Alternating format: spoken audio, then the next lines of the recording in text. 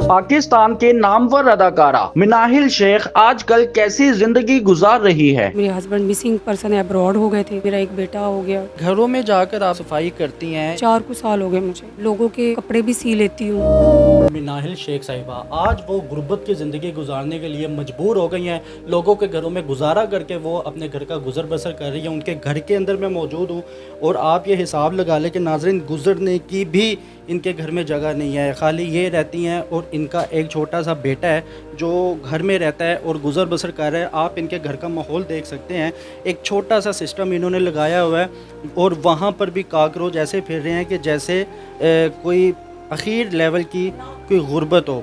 और ये देखें घर में ना चूल्हा चल रहा है, ना खाने के लिए इनके घर में कुछ है। और अगर मेरा कैमरामैन थोड़ा सा आगे है तो मैं ये एक छोटा सा कमरा दिखाऊंगा जहाँ पर मिनाहिल शेख अपनी ज़िंदगी गुजर बसर कर रही है और गुर्बत की ज़िंदगी गुजर बसर कर रही है। और ये बच्चे की किताबें हैं, बच्चा स्कूल में नहीं जा पाता और बच्चे के वो कपड़े हैं जो एक वक्त में ब्रांड के कपड़े पहना करती थी और यहाँ पर आज ये लंडे के कपड़े और वो भी पहने उतरे हुए ये कपड़े ख़ुद भी पहनती हैं और अपने बच्चे को भी पहनाती है और मजबूर है। और ये मोहतरमा जो सी है मिनाहिल शेख इनका नाम है। और अगर मेरा कैमरा मैन इधर है तो मैं दाएं तरफ अगर ये कैमरा करके दिखाएं तो नाज़रीन मैं आपको दिखाऊंगा कि यहाँ पर कुछ बोतलें पड़ी हैं और ये बोतलें कोई वेस्ट नहीं है। ये बोतलें वो बोतलें हैं जिससे इनके घर का गुजर बसर चलता है। इनका एक ही एक बेटा है, वो जाकर सुबह से लेकर शाम तक बोतलें इकट्ठी करता है और शाम को ये कबाड़ को बोतलें बेचते हैं।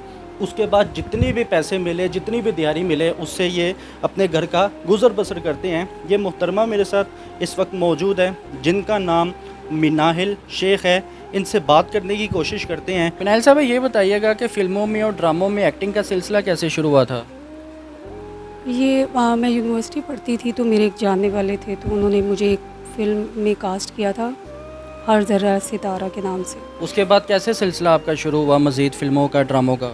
उसके बाद नैयर इजाज़ थे उसमें और बहुत सारे अच्छे लोग थे, अच्छे फ़नकार थे उसमें शामिल। उसके बाद फिर शाहनूर स्टूडियो वगैरह में जहाँ मैं पहले रहती थी, इकबाल टाउन वाली साइड पे मेरा पहले घर वहाँ पे था, तो वहाँ वो करीबी था तो वहाँ पे लोग बनाते थे मूवीज़, तो फिर हम लोग वहाँ चले जाया करते थे। ठीक है, तो ड्रामों में भी आपने काफ़ी काम किया, पीटीवी के ड्रामे और दीगर ड्रामों में आपने किस किस कामयाब ड्रामे में काम किया?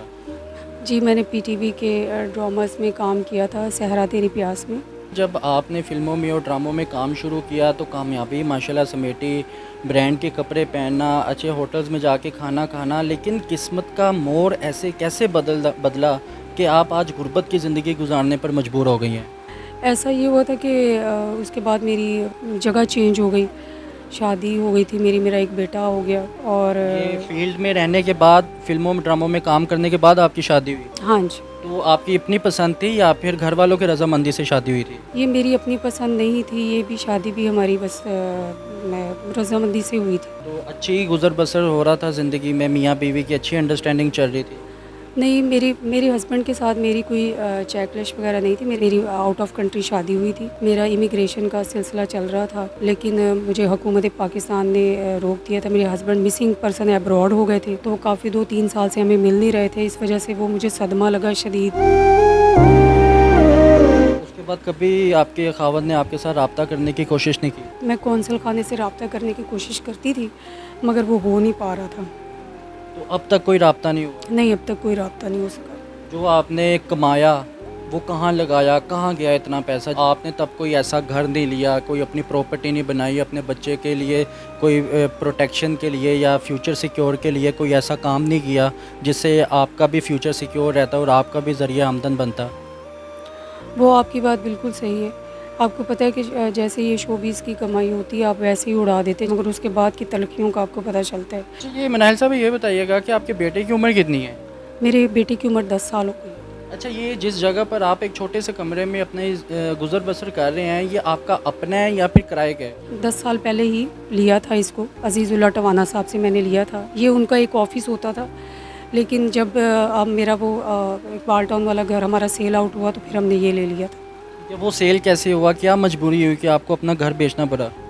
उसमें वो मेरा फादर होम था, तो मेरे बड़े भाई ने उसको सेल आउट कर दिया था। अच्छा ये बताइएगा कि एक छोटे से कमरे में कैसे आप गुज़र बसर करती हैं? ना चूल्हा है, ना खाने को कुछ है, तो क्या करती हैं रोज़गार के लिए आप?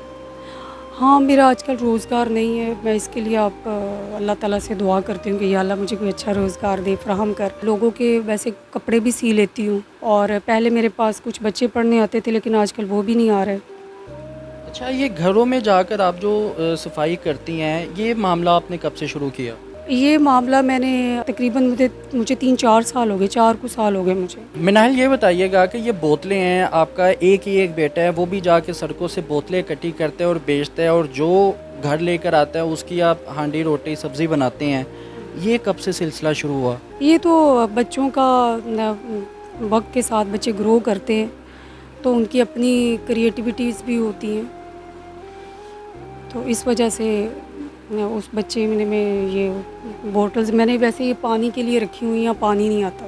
अच्छा ये बताइएगा मिनाहिल के जिन जिन बड़े बड़े अदाकारों के साथ आपने काम किया, तो उन्होंने आपका हाल अहवाल पूछने की भी कोशिश नहीं की? नहीं, ऐसा नहीं हुआ। कोई भी नहीं आया, कोई डायरेक्टर, कोई प्रोड्यूसर, या आपने किसी तक पैगाम पहुंचाने की कोशिश की हो कि यार मैं इस हाल में हूँ कि खुदारा मुझे देखो तो सही आके? नहीं, मैंने नहीं कभी कहा उन्हें, किसी को भी नहीं कहा। फ़र्क महसूस होता है आपको कि उस वक्त क्या माहौल था, एक पर्सनैलिटी थी, अच्छे रेस्टोरेंट्स में खाना, आज एक वक्त की रोटी के लिए तरसती हैं?